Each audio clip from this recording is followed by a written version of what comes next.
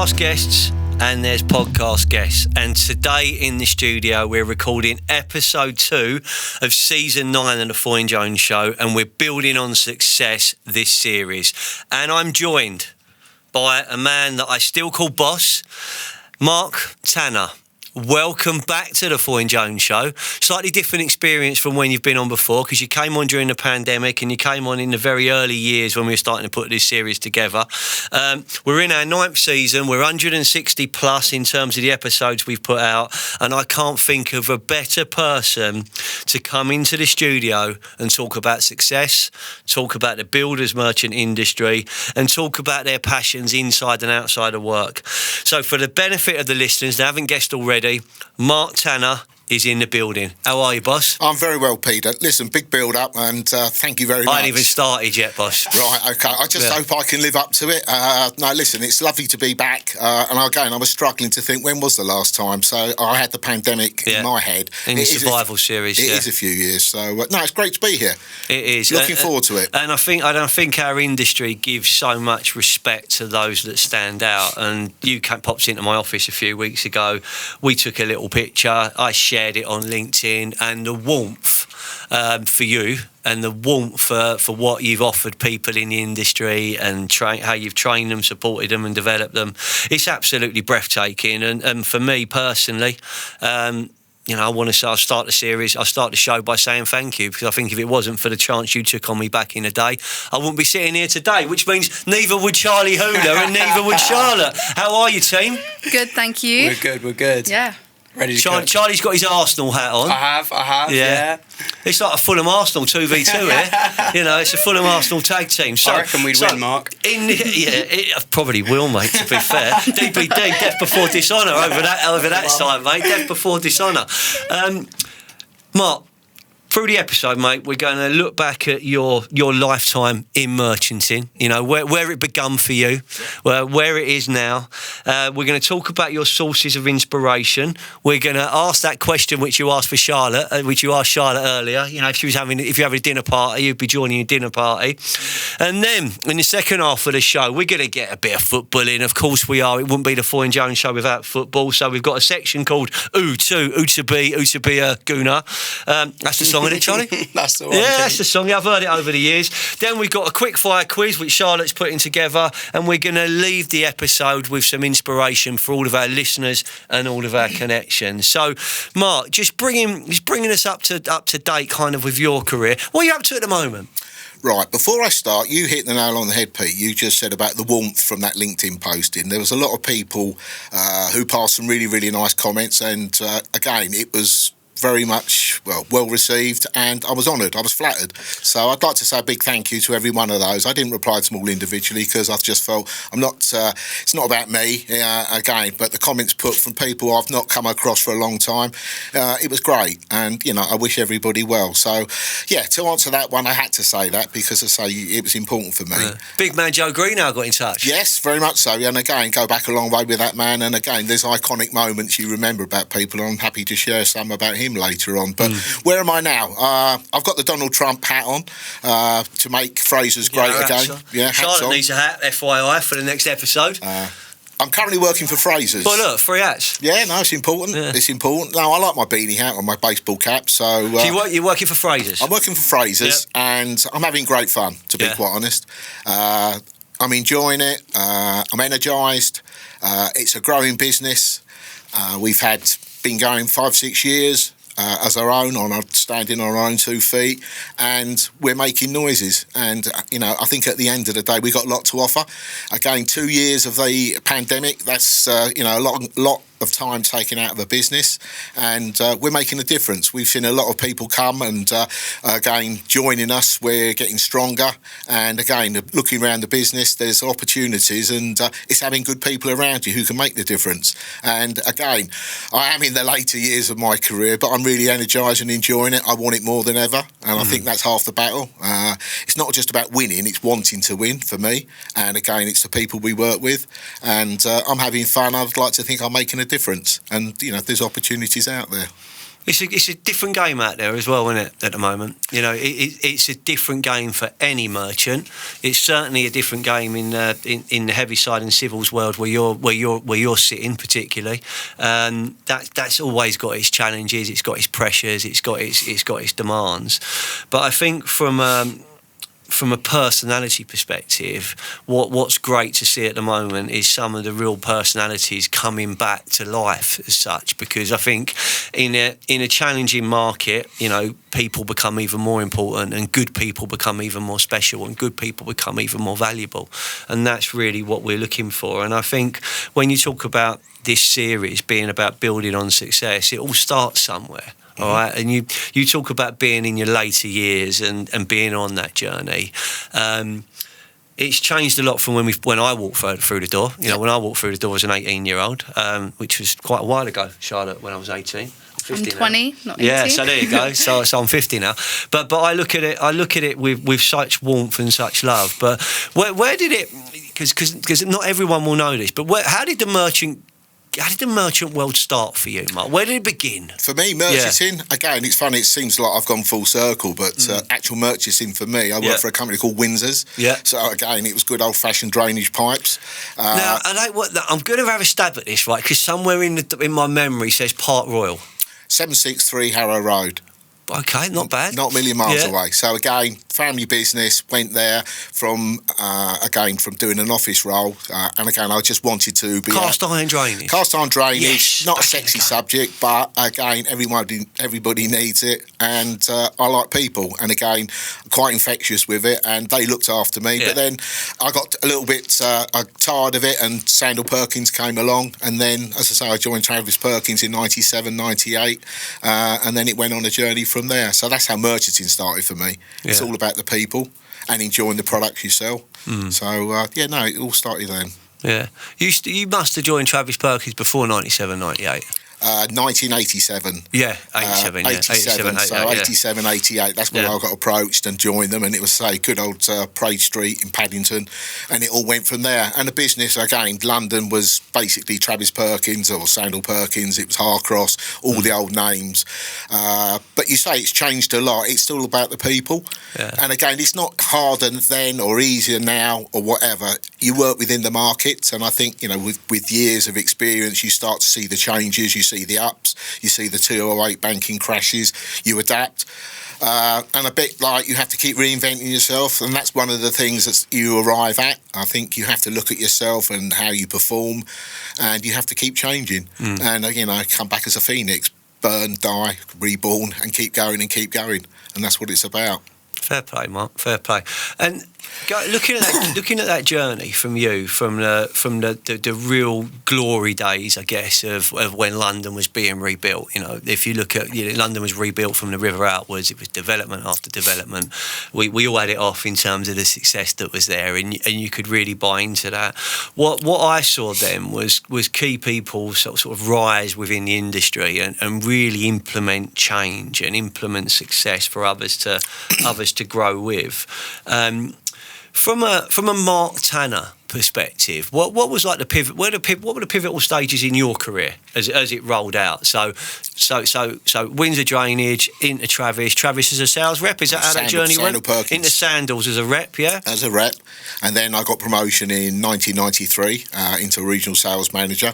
They're all titles, but we all manage people, we all manage customers. But I got my first break, 1993, and again, it's then from working with colleagues, you're then managing colleagues, and there is a difference, and you then have to set your agenda out. You look at yourself, how am I going to be, what type of boss am I going to be? And you said it a little bit earlier, it's about being yourself, and I think you lay out your stall and you let people know what the parameters are, and you stick with them through thick and thin. I've always worked on the analogy, you have people for 5 minutes or 5 years, and it's getting the most out of them, and how are they going to fit into the team, and then how are they going to fit into the greater business. And I've stuck to that, and again, you don't always get it right, and you question yourself. But ultimately, I've always cared for the people who I've worked with, and I think taking a genuine interest in them with the right ones, I've also got the ability to let go when it's right for the business and for that individual. So, yeah, it's a massive learning curve. And I think as you go through your career, we could all probably write a book on what we've done so far. And looking back, it has changed. And there's a lot of good things about the change. And again, like I say, each market has its own pros and cons. You have to just keep adapting and listen to your customers, stay close to your customers, and that hasn't changed. But you drove that. You preached that, bashed that into us when I was coming through. And I think if I think about what you've achieved, Mark, like there's some real players in today's industry, some real personalities that have come through, like the Mark Tanner Academy. Mm-hmm. And we call it the Mark Tanner Academy, right?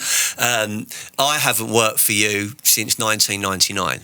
Genuinely, I've not been directly reporting to you since 1999. I came out of your team when I took the sales manager's gig in the southwest, and when I came back to London, I joined Houston as a very young sales director. I have my own business for 21 years, but there's only one person that I still call boss, and it's you. So there has to be a reason for that, and I think what I received from you was you took a chance on me when I was young, very young, trusted me with a company car, a mobile phone. I mean, that fair play, Jay. There was a sticker. That was a heads on tails moment for you, wasn't it? But you believed in me, you encouraged me, you managed me, and steered me in the right way. And I honestly would say this, and I say it to everyone. Without the support you gave me in my early days, I definitely wouldn't have achieved anything like I achieved in the builders merchant industry. And I think a lot of what I learned in them early days, 0372, 0375, them patches. I even remember my phone number, mate, 118 and 120. It stayed with me now. So all those years later, it stayed with me. So there's so much that you've offered. What would you say out of those roles was the one where it presented to you the most challenges? Was it the sales manager gig? Was it that step up to actually managing people for the first time? The step up, yeah, there's been a couple of steps. I think it's fair to say the step up from being an individual rep to managing people. I've always taken things seriously. Again, it's important that you want to do well in your career. You want to do well for the business. So yes, it is a step up. Then you've got at the time 10, 15 people who are now having to report into you, and there's standards to adhere to. Likewise, people took a chance in me. And again, you're saying about, what I did for you, and, when you worked for me, we worked together type of stuff. People did that to me. So you remember certain things, and people take a chance. It doesn't always work out, and it did work out for me. But likewise, yeah, you get tests along the way. Yeah, I say this, Mark. You supported me personally, you supported me professionally, you supported me emotionally, and you actually inspired me to want to be you. To want to have that sales management opportunity. And when I got it, I was like, yeah, I'm well out of my depth here.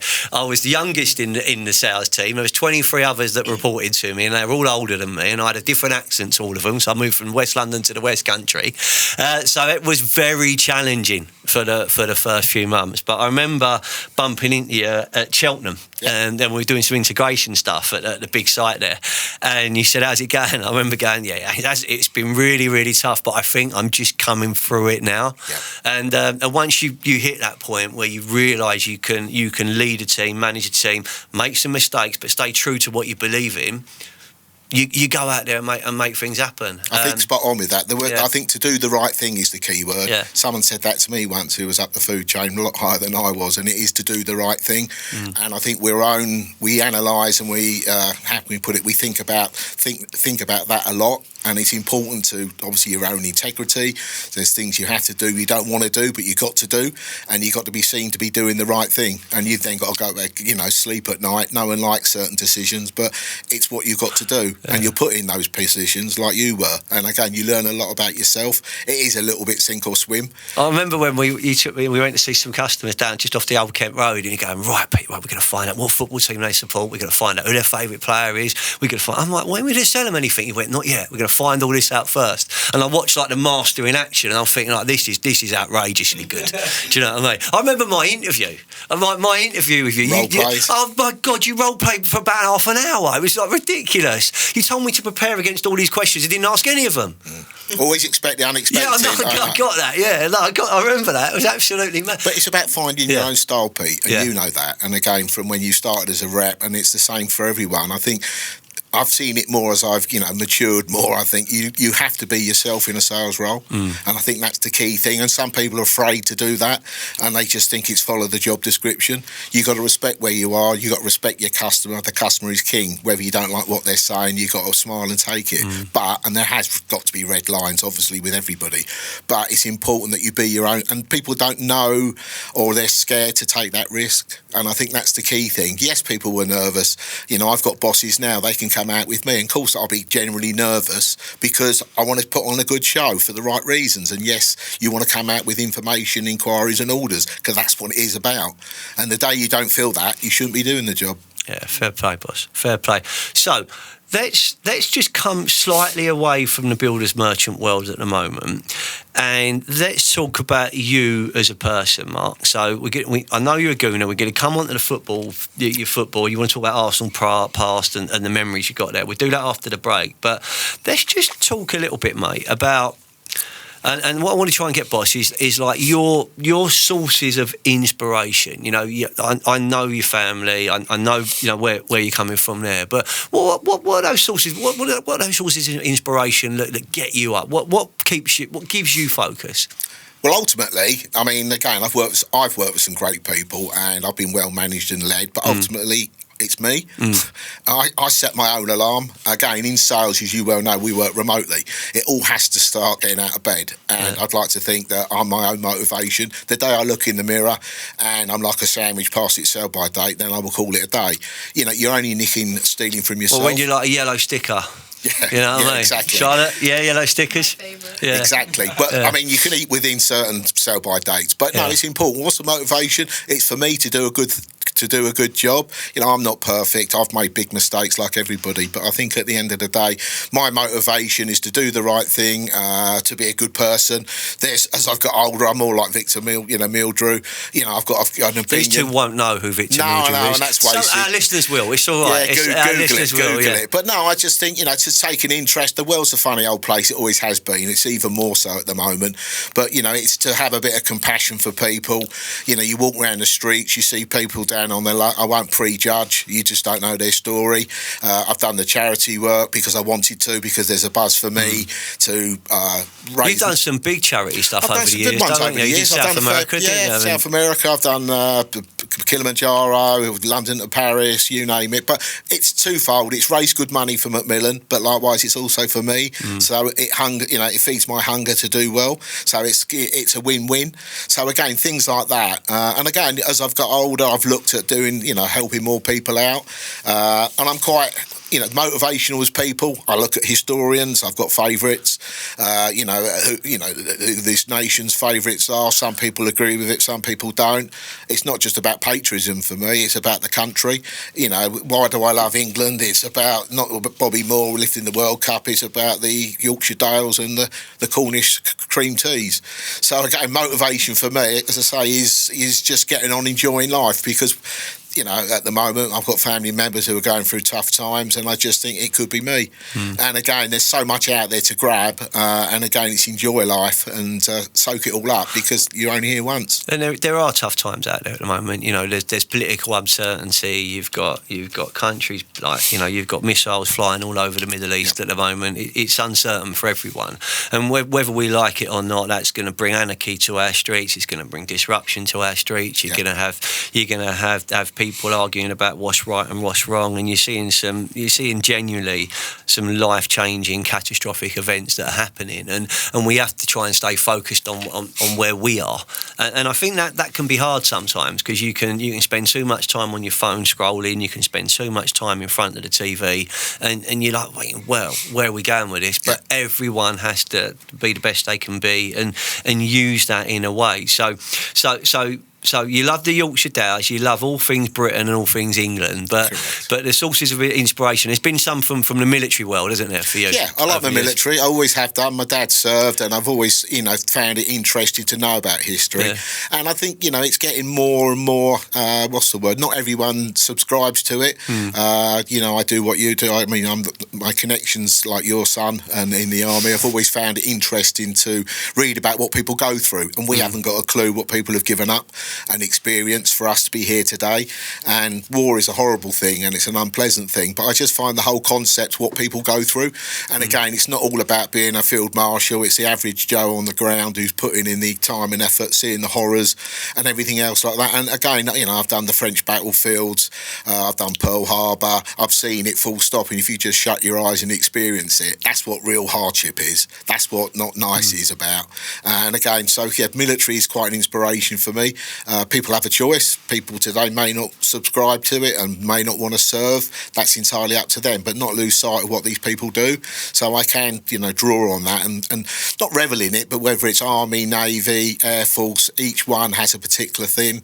I was fortunate enough to go up in a Spitfire, and again, saw the footage, mate. Yeah, and enjoy that, and that was interesting. I saw the footage, boss. Yeah. You were full of. You can see the smile on your face. I live not a million miles from Biggin Hill, and again, it was a family thing. I'd rather do that for a surprise party than have a surprise party. So going up in it, and it actually fought in the Battle of Britain, and it had enemy kills against it. So we experienced that. How many? It shot down 2. Yeah. Yeah, it was a Canadian Spitfire driven by various people, but actually there's replicas, but it was an original one, and it's just the experience doing loop-the-loops over the Seven Sisters down at Eastbourne. Oh, you passed me. Yeah, you passed my house. There you go. It just gives you that ability. It's not just a for the benefit of listeners, I live on the south coast now, not Fulham, West London. Cause that'd have been a bit out of the way, wouldn't it? But no, it's things like that. So again, I can just draw strength from that, and that's just the quirky way I am. But that passion for military history, that passion for inspirational leaders, it used to come through. When I was working for Mark, this is like before the internet. This is before emails. So you didn't get a text message from your governor. You didn't get like the email. Pages, didn't we? Pages, phone cards. But like you get like memos. So like Mark would you get like pigeonholes. So Mark would put a little message in, like, and it'd be like, and he'd put like a little Churchill quote in there or something about Nelson. There'd be something come through, and you read it, and it was just that little bit of like just make you smile. And you probably changed them for everyone, or you did them all so dumb.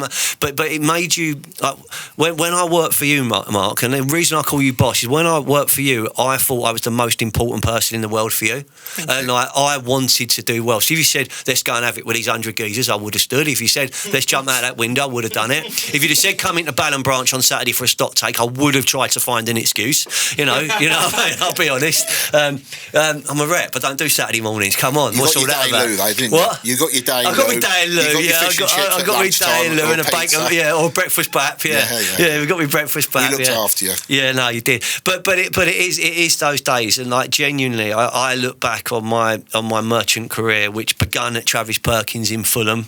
On the yard, in the counter, doing admin, and it went into sort of outbound sales at Croyd, and then the big Vauxhall branch, and then it was all on you. Mark gave me the South East London reps job, which was a South West London reps job that became the sales manager's job, which strangely led to me becoming a sales director for a competitor, which I loved, and here we are now. And I think it's that we all have our sources of inspiration, but again, I say it, people always say to me, like, who's the best person you've ever worked for, who's the most inspirational, and I always say it's Mark Tanner. Thank you. Well, people, when you say that, it's very easy for people listening maybe to this now to think, well, did I have an easy life? Did I have this? Did I have that? It's all about you earn respect, you don't command it. And I think, at the end of the day, there are times when we have to say things we don't want to say, and where's your reporting, and where's this, and where's that. All right. But I think at the end of the day, I want people to wake up. These mileage records, Pete, have you been around the world twice? You know what I mean? And it's all changed now. It's all automated. It's all tracker, it's all satellite. That'd be fun, wouldn't it? Yeah.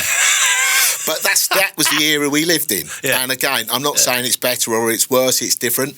So you have to adapt. I love my analysis, as you know. You have to be a chameleon, you have to be a phoenix, you have to keep changing. You wear all these different masks. Yeah. And again, it's not to stop and analyse that without getting too deep. You need to do it to survive. And another thing you did, which as a project for me, which was an absolute masterstroke, like a touch of genius.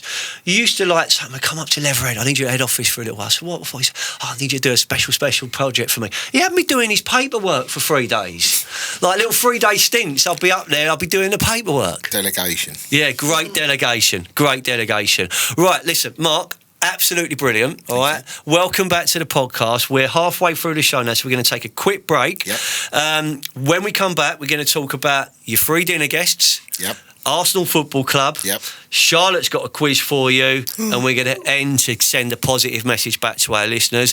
Before we go into the break, Charlie, we've got to say thank you to our wonderful sponsors, David Blitz of ET Clay Products. David is a passionate fan of this podcast. We've got one coming up which we're going to record on location on a pallet of bricks in Essex. I know we're looking forward to that one. We can't wait to do it, David, but without ET Clay, we don't have a podcast, and without our brilliant guest, we don't have a show. Mark, it's been emotional. We'll see you after the break. Thank you very much.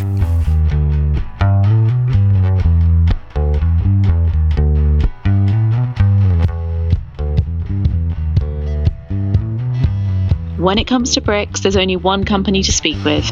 ET Clay have something for every brick project. With over 400 products across our 2 depots, we are the builder's merchant, brick merchant.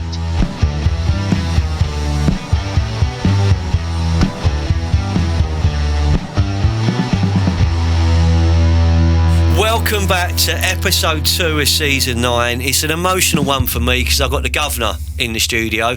I feel like I've got to account for what I did yesterday, what inquiries I brought in, what orders I've got, and what new accounts I've opened. I was very good at new accounts, Charlotte, just to let you know. I had a strategy which always had me at the top of the tree.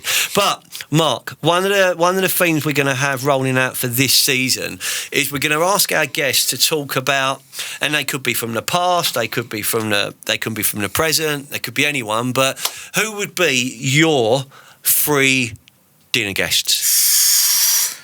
Oh, right, okie dokie. I could go on and on. I could have a whole canteen full. Yeah, you only allow 3 for this stage. Right, okie dokes.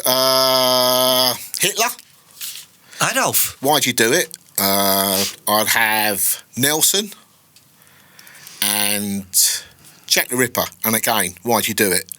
And I think, it'd be interesting. Bring them all together, have hors d'oeuvres, sit down, get acquainted. So Nelson, I get. Lord Nelson, I get. Yep. But you're mixing him up with Adolf and Jack. Right, Hitler. So Adolf, why did you stop at Dunkirk? Why didn't you keep going? There's a little bit, what if you'd have arrived, where would you have set up home? What if you didn't go east and west? Yeah, if you didn't go east and west, you went there after you got your ass kicked in the Battle of Britain. But if you'd have come to London, where would you have set up? Which football team would you have followed? And just what plans you had for the GB. And I think with Jack, I would ask the question, obviously, did you get jilted at an early age? What sent you off on that path of murdering people? And it'd be interesting just to hear their different stories.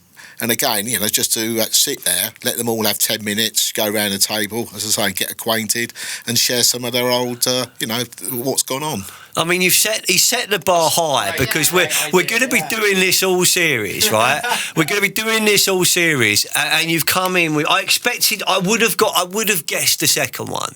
Like, I would have guessed that Nelson and Hooray, that would have been in. But the other two have not been. I should have maybe when you're talking to Charlotte before about criminology and you mentioned Jack the Ripper, and I said, it's a Queen's physician. And he went, well, you don't know that.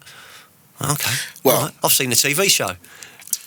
It was that, or he was a Polish immigrant coming over, who knows? But they've all got a story to tell. And again, it's not me being quirky just for effect. It's just interesting. Likewise with Nelson, when he gave the famous speech, and we talk about bravery and what he did, but the impact of that. And again, okay, it was in 1805, the Battle of Trafalgar, but without that being a victory, what would have happened to this nation?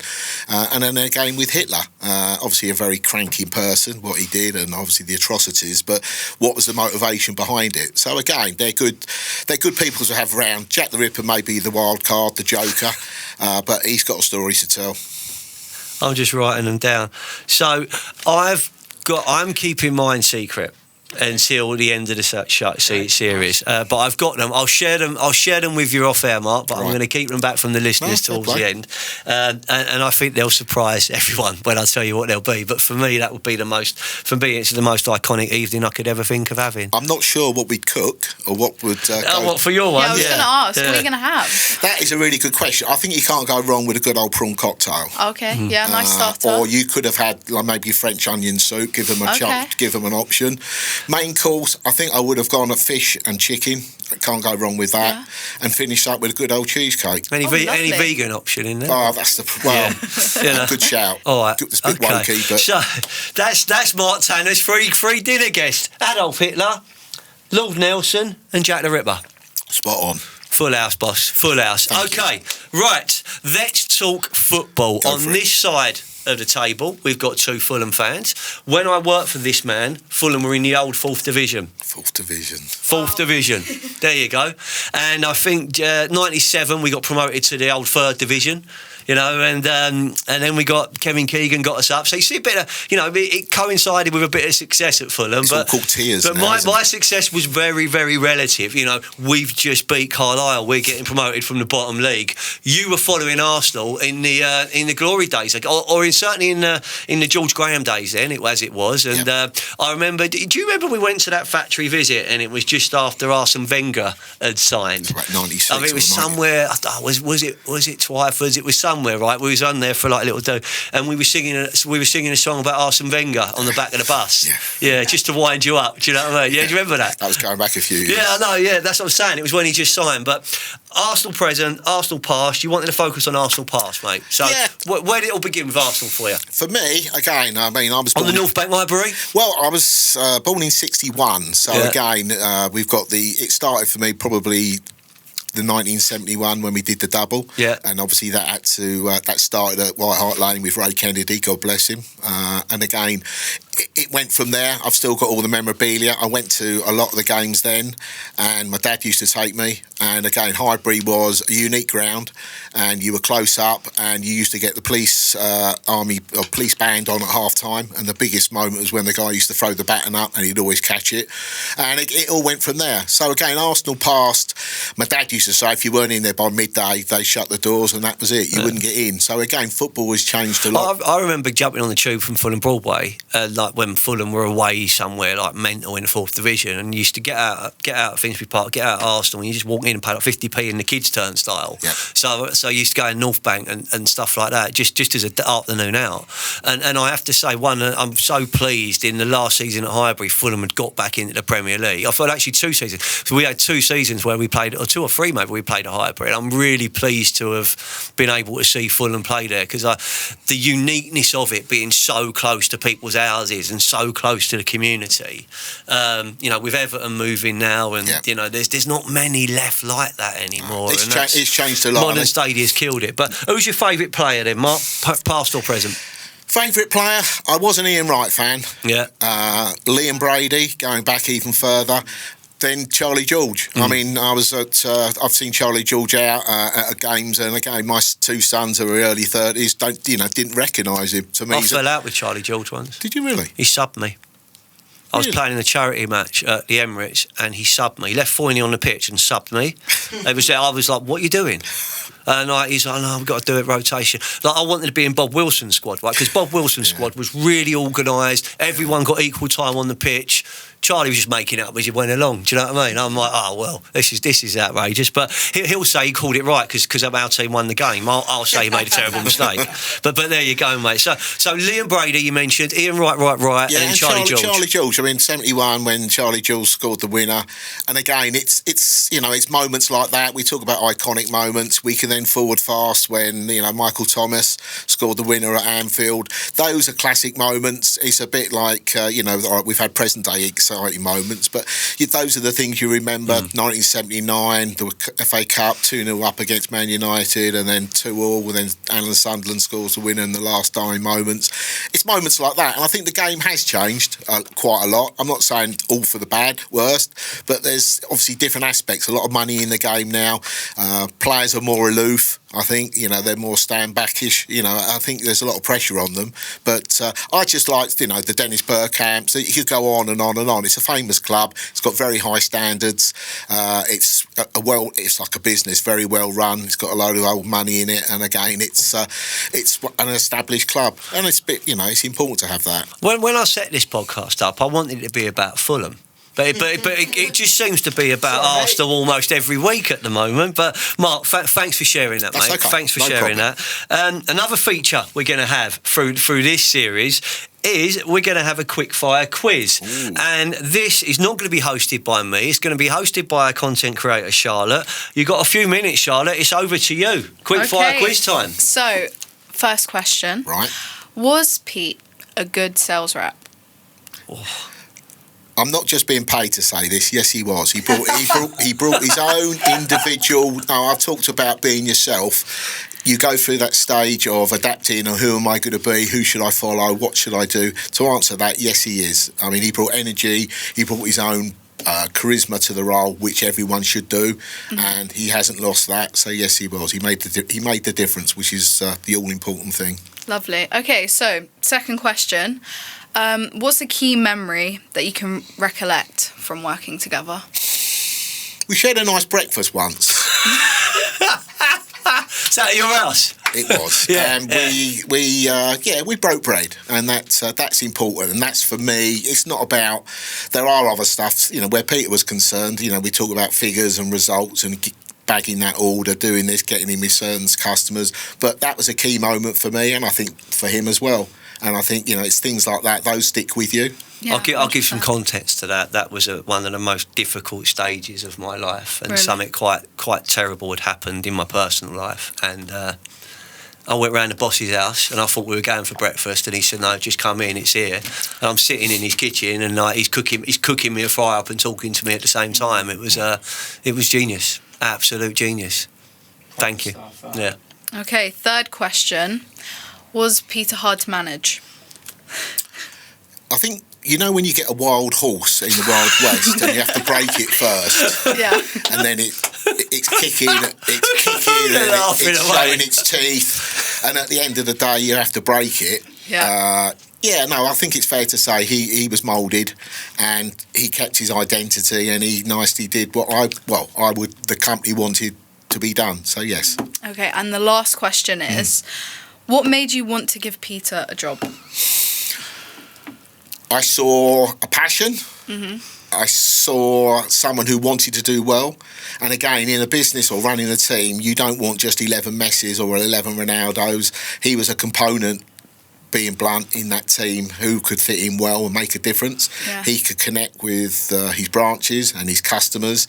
Maybe not at the time he got the job, but he didn't realise I could see further down the road what he could do.